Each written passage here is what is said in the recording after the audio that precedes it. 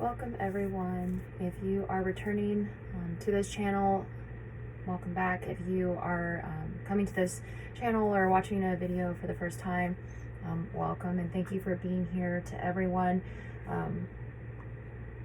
this video is going to be an interesting one. It's going to be different. It's going to oh, we'll see how it plays out. It's going to be rough, and I'll explain why. So before we get started here, I wanted to give my disclaimers and thoughts beforehand, because I realize that some people might not watch to the end, and I want to make sure that these disclaimers are known ahead of time. So first things first, when I record these videos, I'm recording them with the intent to raise awareness of DV/IPV and abuse in general, but DV/IPV, but I do not speak for all DV/IPV abuse victims or survivors. I speak for myself, for my experiences, what I've learned, what I've been through, how I've managed to survive, how I've managed to kind of get through it all. And it really is just to raise awareness. I don't get anything out of this. It's very, very draining. These are very difficult. I don't always know how emotionally they're going to play out.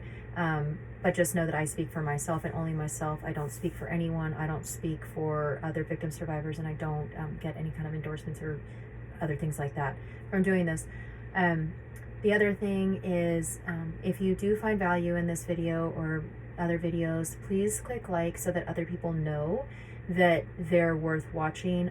Please subscribe if you want to see more videos, as I do post kind of regularly. I'm trying to post more now that I'm getting a little bit more comfortable, so you'll be able to see those updates. And then please share them. I don't want it for attention. I don't even use my own my real name. I literally just want it to get out there, to raise that awareness, to help current victims and survivors know that they are not alone, and also to just bring awareness to how pervasive this situation is, the DV/IPV, not only in this country, in America, but all over the world. So I do implore you, please stay till the end, but just know that, care for yourself. If for some reason this becomes too much for you, I completely am understanding of you not continuing. So this video is hard because I am going to read the first of many impact statements that I wrote. And why are there many? Because the twists and turns of the legal saga that has been since I fled, since I escaped mine and my children's abuser, has been, I haven't even figured out, honestly, a way to put it into words, but there were so many ups and downs, after 18 months of fighting for some form of justice, while restarting my life from, our clothes and trash bags, my life, my kids' lives, our pets, dealing with, a divorce and a domestic side, dealing with a criminal side, working to clear my name, trying to heal from so many injuries, trying to heal from psychological trauma and damage, and just everything, all of it.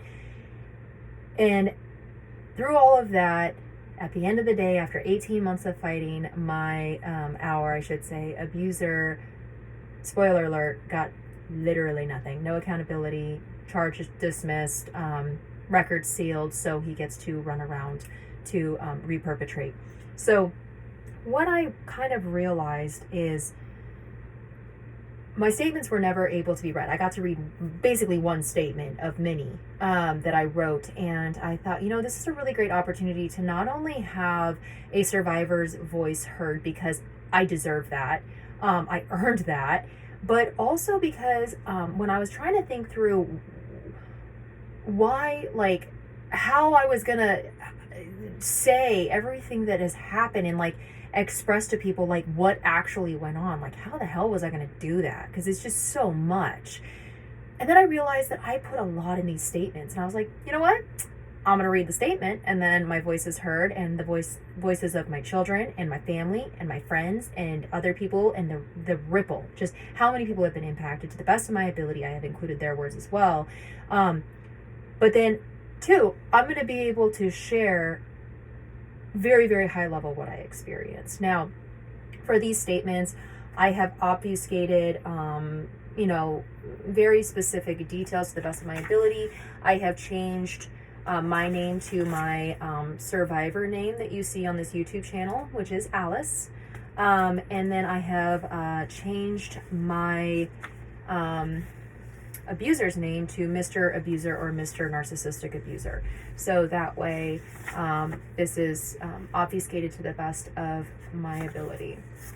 So, to give a little background of this statement. So this is the first statement that I ever wrote for court. Now, I wrote many narratives, narratives about the history, narratives about my children's experiences, financial narratives, narratives about myself. I've got, I'm trying to remember what they're called, but statements from family and friends about who they know me to be, because I was immediately like pointed at that I did this, that because I acted in self-defense, I was the perpetrator. I was literally listed initially as the aggressor, the abuser, despite the stark difference in the fact that he already had DV conviction, that he already had a criminal history, that he already had a history of abuse, that there were 2 witnesses there that said the same thing, so on and so forth. Because I acted in self-defense with me having literally 0 record and working in security, I was somehow seen as the instigator, the aggressor, the abuser, and that was how this all started. So once I was successfully able to get my charges dismissed, they were able to see that I acted in self-defense and all of that happened. He was charged with a misdemeanor. I laugh because that's hilarious considering what he did. Very intentionally, very proven to be intentional, very malicious, very violent, and he was charged with a misdemeanor. So, how it all played out will be said in one way or another over time. But he was being charged with this misdemeanor. I didn't know anything. I think I had testified at court like one time when I was 5. I had never testified. Certainly not that I can recall. Certainly not in this way. I had never been through the legal system. I didn't understand. As a former investigator in security, I had gathered evidence, so on and so forth, for cases that I had worked that were referred to law enforcement. But I didn't really know anything beyond that. I didn't know what happened. Or how to work through it. So there was a hearing, and it was to be a jury trial, because of course he did nothing wrong. So I would find out months and months and months later that he was offered a plea immediately and denied it because he had done nothing wrong. He still ended up getting away with everything. But I wrote this because as a victim of a violent crime in this state, you are given the opportunity to read a statement. And I thought, you know what, if nothing else, I'm going to read this statement. And again, I was so green. I had no idea what was going on. I didn't know what this even meant, but I was given the opportunity to write a statement. I had a wonderful advocate who explained to me kind of what it meant. And so I wrote it. So this is the statement this is the first statement I had written. Now this statement kind of evolved over time, because over the 18 months that I was fighting for justice that I never ended up getting, I kind of updated this thinking that it would be used at some point, and it never was. So I'm going to read it for you all in this video. And it's going to be a doozy, I think, but I'm going to go through it. All right. So the other thing I did real quick is I would prepare in my mind for how this was going to come out. So I'm going to read it as I had rehearsed it in my head, thinking that it was going to do something. So this is the preamble. This is just leading up into the impact statement and why I don't call it a victim's impact statement, but a survivor impact statement. So the preamble, it says, I would like to begin by bringing visibility to the lens through which I looked to clearly see this opportunity to speak my truth. While the formal title of this statement would be a victim's impact statement, I did not see it as such. For me, I see it as a survivor's impact statement. Please allow me to explain. There's a difference between a victim and a survivor. Neither is better nor worse than the other. Neither is more right nor wrong. They are merely different in that all things considered equal, a survivor manages to make it out and a victim does not. I am a survivor, and as such, I have been given the incredible responsibility to speak for those who cannot.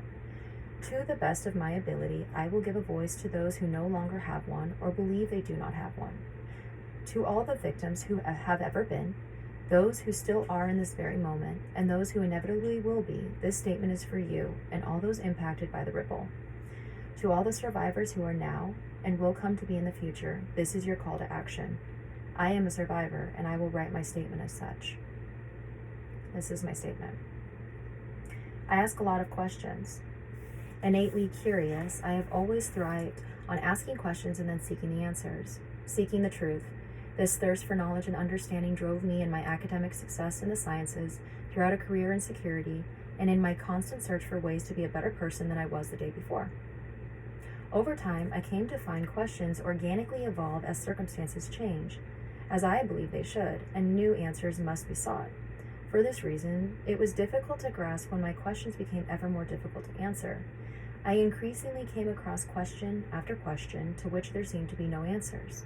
The most recent question being, how do I summarize the impact of a decade of existence in an environment of cyclical abuse created by someone who claimed to love me and my children? Still kind of ask that question. This question has plagued me. I have tried to answer this question more times than I can count. I have sat down and attempted to string letters into words, into sentences that did not and could not accurately describe how this existence impacted me, how this existence impacted two beautiful children that I had chosen to bring into this world, how this existence rippled and grew into wave after wave that crashed down upon those around me, my family, my friends, others. Painfully academic at times, I began experimenting with my approach. I started listening to the questions I was asking and remembering the questions I had asked over the last 10 plus years. I became very consciously aware of how my questions evolved over time and how they came to be increasingly difficult to answer.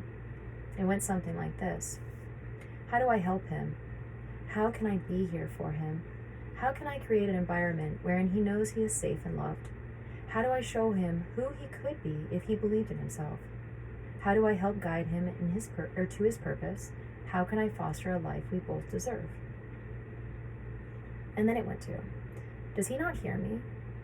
Does he not hear them?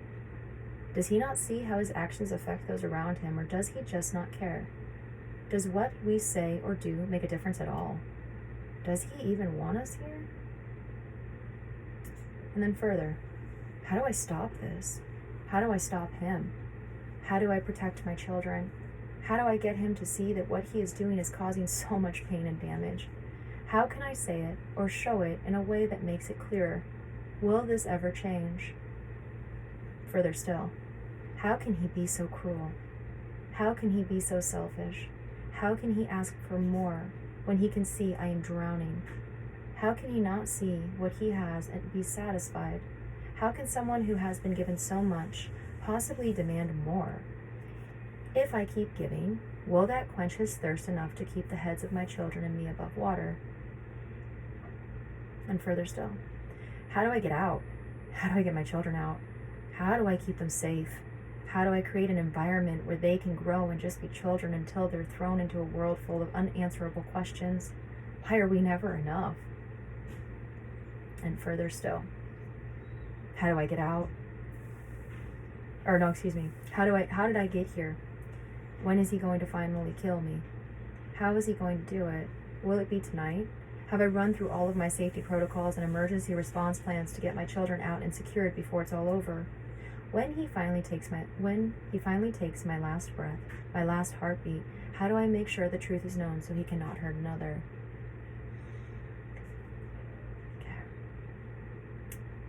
The events of August 1st, 2022, my 34th birthday, brought more unanswerable and unfathomable questions than I had ever thought possible. How could anyone do this to someone they claim to love? How could anyone be so unethical, so immoral as to lie repeatedly about what they did to not only save themselves, but manipulate anyone within reach to believe they were the victim? How could anyone show such little remorse that they continued the manipulation and abuse by any means available while they portrayed themselves as a survivor? And on, and on, and on. The questions I have asked could fill a book the size of War and Peace, but with smaller font and larger pages. Question after question after question that I will never be able to answer. And in a moment listening to the lyrics of my favorite band, it became clear to me how I not squander my gift of life. My favorite band is Blue October, to be very clear. I had a dream last night that someone was taking my air from me, creating 10 times as many problems as any human could solve. They said you don't try hard enough and shoes don't always come in pairs.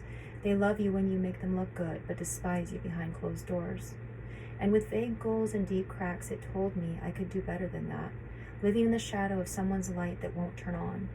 You see, misery isn't everything, and I'm still learning that. Just give me the chance to turn my light back on. Stay with me. So I refuse to keep trying. I refuse to keep asking. I refuse to try to find the answers and give any additional attention to someone who has not earned that right. I refuse to give my light of day to such darkness and to someone so truly evil. Please allow me to step up at this time to use the voice I was given the night I managed to survive, a voice that I will not use only to speak for me, but to speak for those who cannot. The words of my children, the words of my family, the words of my friends, the words of a woman who lost her sister to a husband who claimed to love her and then murdered her when she tried to use her voice. These are their words in no particular order. My world was literally turned upside down when I saw firsthand the effects of the physical and emotional beating my beautiful daughter sustained from the hands and feet of the man who had once told me she was the love of his life and his world, not to mention the emotional stress my grandchildren continue to suffer because of Mr. Narcissistic Abuser's abuse on this family. If that is his form of love, I pray he is incarcerated for many years to come and never in a position to love another parent's daughter like he loved mine and has shown no remorse for his cowardly and pathetic actions. My cherished friend was taken from me by an abuser who forced her into isolation to be able to control her. I still mourn our lost time together and that I could not be there for her during a devastating time. I now live in worry that he will come after me and my family for our support of Alice.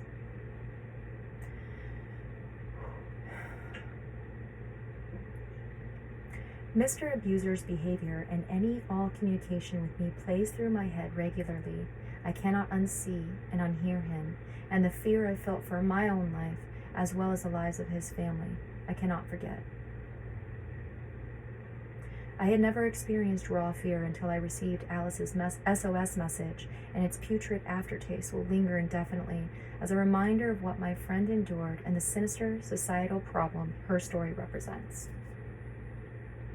Contagious laughter, quelled by broken trust, fallacy of hope.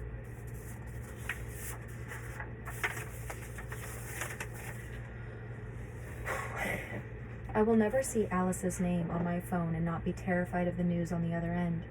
Wonder if she is hiding abuse or has been almost deathly beaten. I will never get the images out of my head of first seeing her after her loving husband had tried to kill her. You see, his actions not only affected her, but affect others, as those images and feelings can never be erased or forgotten. At our Christmas family gathering, I asked Mr. Abuser if he had considered getting a full-time job to help support his family. He felt insulted, immediately got angry, and wanted to fight me. I'm 75 years old. It's traumatizing that he beat up his defenseless wife, but not surprising. We thought we lost one of our best friends.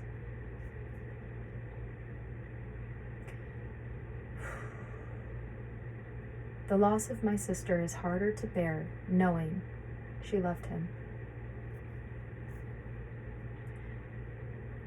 When you hear of women and children being threatened with, enduring physical violence, their voices silenced, and oppression of their given rights as humans, we often picture some war-torn country in the third world. We picture fundamental extremists imposing their will on those they consider to be lesser than. And yet, that is precisely what this family has experienced at the hands of Mr. Narcissistic Abuser. I see a mother fighting to reclaim her sovereignty, 2 children who have gained the freedom to find their voices, a family struggling to heal, 3 beautiful souls that were denied unconditional love and support for far too long. And that's the end of the friends and family quotes that I had gathered ahead of time. I was presented the ultimate gift that night when I almost gave the ultimate sacrifice. The night he tried to finish the job he had started so many times before. I commit to never let that gift go to waste. I commit to spending every single moment until I take my last breath showing nothing but gratitude. I will stand for what is right. I will stand for what is just. I will use my voice to speak for those who cannot. I will shine my light in the darkness so I may have the opportunity to guide those who need direction and be a beacon of hope for the defeated. I commit to owning the responsibility of being a survivor. We have all been hurt by another in some way at some time, and we certainly will be hurt again in the future. That is the way of the human experience. With that, however, we are all given a choice. Do we choose to allow ourselves to be a victim? Or do we choose to stand up for what is right in the face of adversity and use our voice as a survivor? If you choose the former, then I will continue to speak for you until you find your voice. If you choose to be the latter, then here is my battle cry to you. Do not allow the fear of what may come to misdirect your path away from the light. Choose love and stand with those who do the same. Earn your right to be here every single day by using the gift of life you've been given to give that same gift to those from whom the gift has been taken. In the words of my son, we fight the darkness because we are the light. And in the words of my daughter, the light that shines within you is the light that shines the brightest. To the court, I am not one to ask for more than I deserve or more than I am owed. I am actually not one to ask for anything at all, so please know to ask for something comes from a place of true humility. I cannot speak for others who have suffered at his hands, so I will only speak for myself. When considering the sentence to be handed down for the crimes perpetrated by Mr. Narcissistic Abuser, I ask that you consider the amount of time he imprisoned me, the amount of time he imprisoned my daughter, the amount of time he imprisoned my son, that which he took from those around us, family, friends, the community. As of April 6, 2023, the day currently set for jury trial, we have all been imprisoned by him for no less than 10 years, 6 months, and 6 days. While I wish the time taken from each could be added together so all may have the same justice, I recognize this may be an unreasonable request. For this reason, I implore the court to give a just prison sentence of no less than 10 years, 6 months, and 6 days for the acts perpetrated by Mr. Narcissistic Abuser. To the one I called my husband, even now, after everything you have done, I will not wish ill on you. Instead, I will make a final statement of hope. I hope more than anything you are shown only the mercy you have earned. To those who were there and still are, I truly believe a full list of the individuals who showed up for my children and me would not possibly fit on the longest of scrolls in the smallest of handwriting. The choice each person made to be there to help us heal and create a home of safety and the unconditional love we deserve cannot be overstated.